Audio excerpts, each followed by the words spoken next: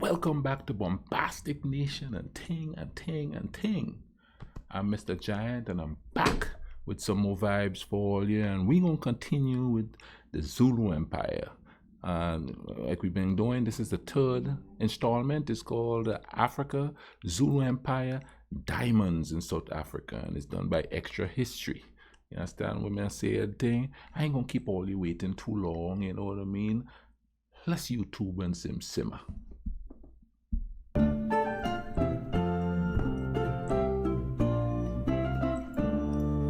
Last week, we saw the fall of Shaka. We saw Dingane meet his end at the hands of his half-brother, Mapande. And we saw the Zulu and the Dutch come to an uneasy truce when Mapande allied with them to overthrow his brother. This week, we'll see how European and native relations evolve as the 19th century moves on. But before we can talk about how the Europeans and the indigenous peoples of South Africa interacted, we have to take a closer look at the Europeans who were there. Who were they? Why were they there? What relation did they have to one another? Well, this isn't quite as straightforward as you might think. The two principal powers at play here were the English and the Dutch, but why they're both there and who they're loyal to is about to get complicated. You see, back in 1652, the Dutch, under the Dutch East India Company, first settled Cape Town and sort of lay claim to South Africa. But that was like 150 years before our story started. We're looking at the late 18th and early 19th century here. And what was happening in Europe in the late 18th and early 19th century? Right, Napoleon. During the French Revolution, French armies conquered the Dutch Republic, and the ruler of the Dutch Republic, the Prince of Orange, fled to Britain and asked them to take over his colonies so they wouldn't fall into the hands of the rampaging French. This left the Dutch in South Africa in a strange state of limbo. They were now ruled by the British, but were citizens of a nation which no longer existed, and might never come back for them. Many of the Dutch colonists chafed under British rule, and as the British began to expand their colonial efforts far more actively than the Dutch ever had, Dutch settlers began to move into the previously uncolonized interior of the country to escape British expansion. And in doing so, they started to see themselves as independent, neither British nor Dutch, but rather as a part of their own South African nation, who I'm going to refer to as the Boers from now on, since that's how they referred to themselves. As they moved inland, the Boers began to set up their own republics on native territory, often Zulu territory.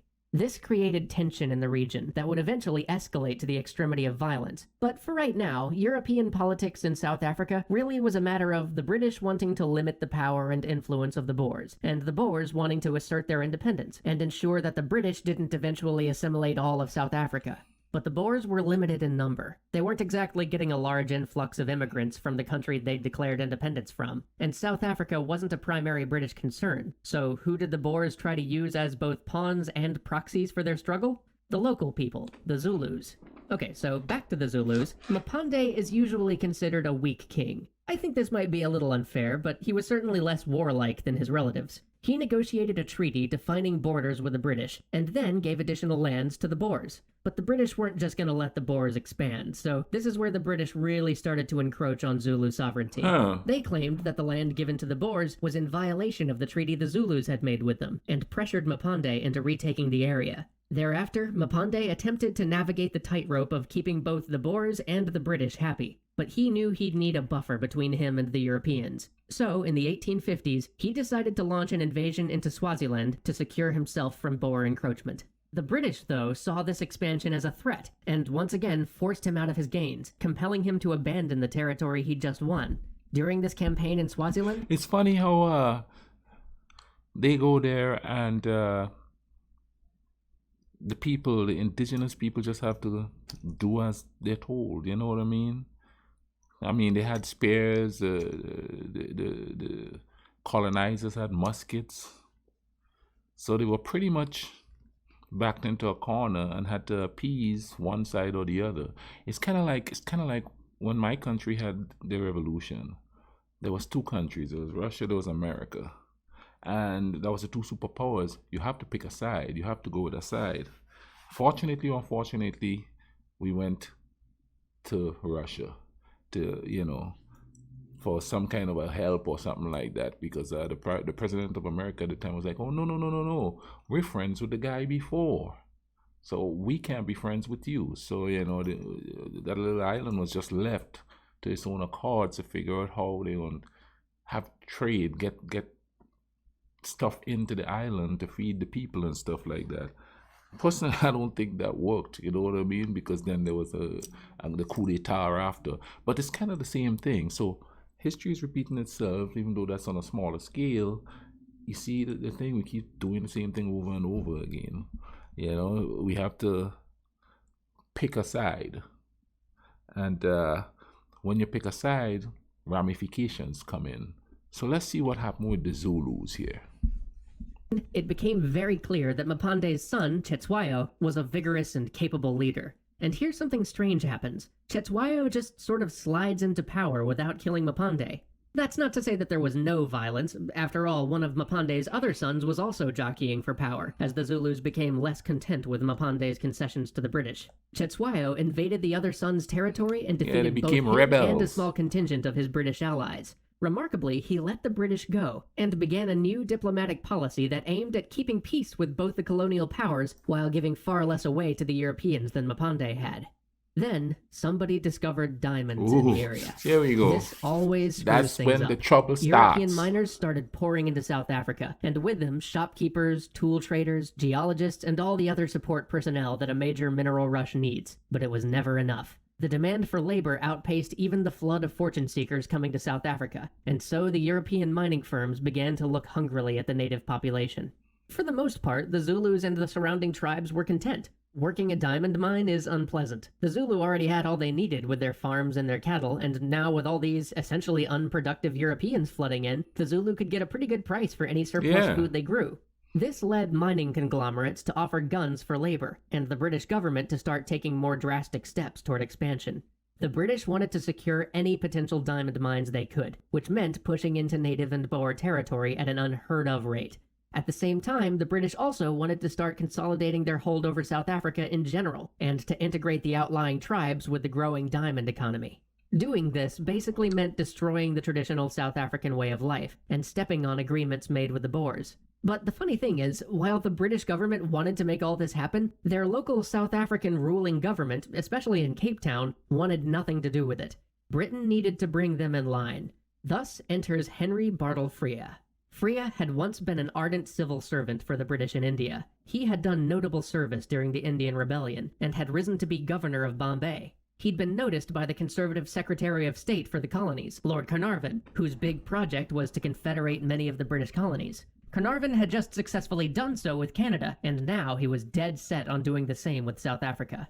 Carnarvon had Frere appointed High Commissioner of South Africa, and promised that he would become the first Governor-General there, a position that almost certainly came with a peerage, if he could... we had a Governor-General on the island up until the late 60s. De Gale was the last one. Wow, I remembered that name. Yeah, his last name was De Gale. No, I think we still have Governor-Generals. No, we don't, because we got independent. But, man, I'm giving out my age here. I remember Governor-Generals. Bring the entire area under British control and set up an effective government.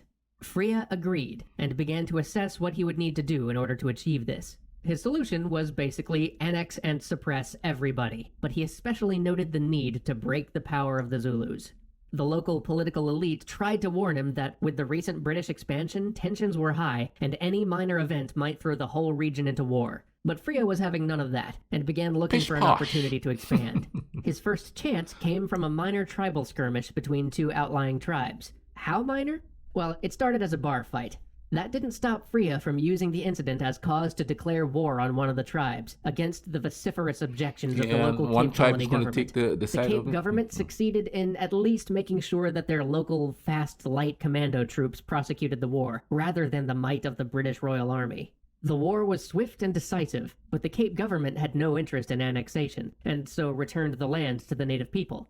Frere, furious over this, basically used this act of insubordination to have them effectively removed from power, and have himself granted total governmental control over South Africa. Shortly after this, he enacted a law that demanded that all native Wouldn't that be like a dictatorship? Oh, you didn't do what I want. Bam! I shall rule. Africans had to give up their guns. Not Europeans, mind you, just the native Africans. Mind you, too, all of this would not have happened if the Zulus weren't fighting against each other.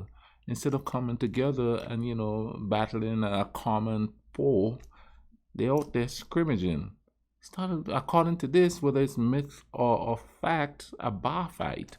And all my man had to do is say, all right, fellas, I pick you. I guess while they were fighting, he had the time to sit back and figure out which side would be most accessible to what he wants to do. You know what I mean? Which side is going to pretty much give up their people. I'm telling you, man, they use some serious strategies there to get what they want. Africans. Well, nobody was falling for that one. The native tribes were far smarter than Freya gave them credit for, and rose in revolt rather than give up their arms. This time, Freya unleashed the mighty British Imperial Army. But, being unfamiliar with the terrain, not accustomed to the weather, and burdened by their heavier armaments, the British army couldn't even find the rebels, much less beat them.